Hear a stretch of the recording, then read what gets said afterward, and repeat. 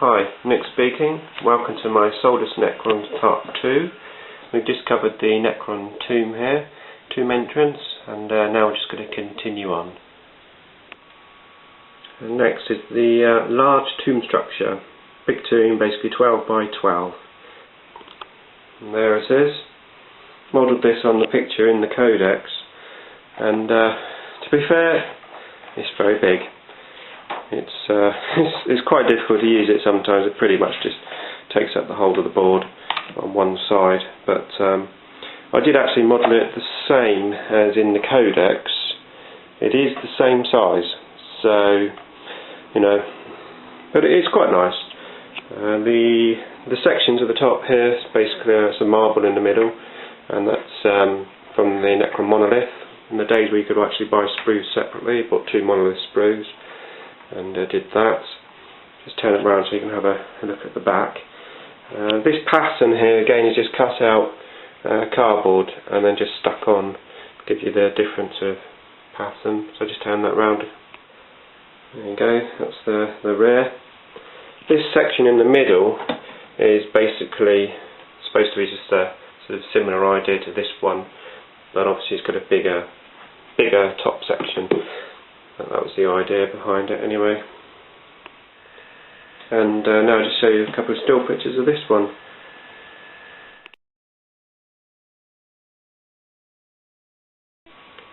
Next is the dried riverbed. And what I did here is I made 6 1-foot sections. So I can either have going across the board or the other way across the board, either 4 or 6 pieces. And these are all joined together. They give this sort of effect. Obviously it's supposed to be dried river, so I made it the same as the board. And you just get a little save if you're in the middle. If you're standing this side and you're shooting over, it just counts as nothing basically. You only get any saves if you're in the middle. That's the dried riverbed. Next is the power conduits, which are basically arcane power arcs.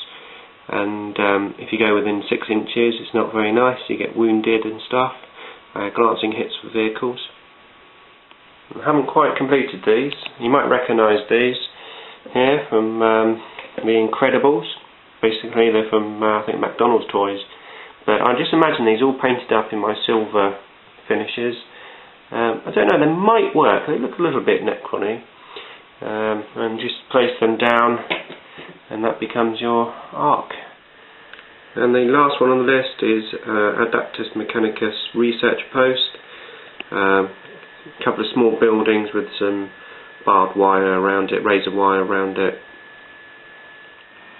I haven't really done these yet. I found these 2 pieces of cardboard which sort of work quite well for what maybe could be Adaptus Mechanicus Research Post. But the other idea I had was using some Necromunda pieces of terrain and making up some little buildings.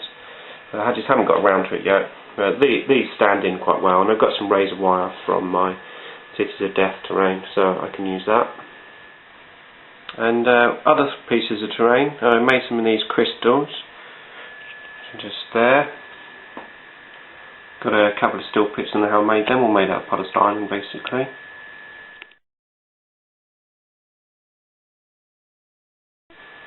I've then got these craters, which are just left over from my moonscape that I got for my Cities of Death terrain, which you've probably seen.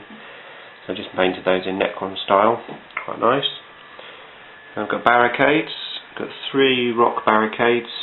So I put the sand on one side so it looks like the wind's just blowing up. And then 2 crystal barricades there. So I did those to try and match in with the abyss.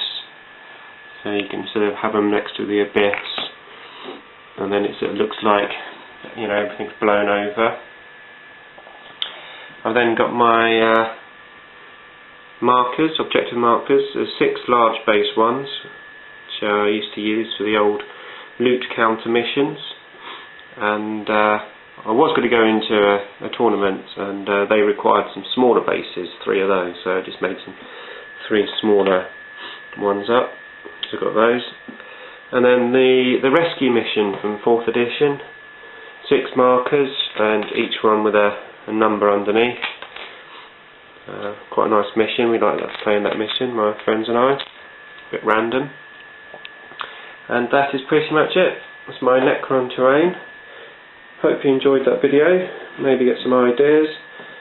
And I'm sure you'll see this and a bit more action in some of my battle reports.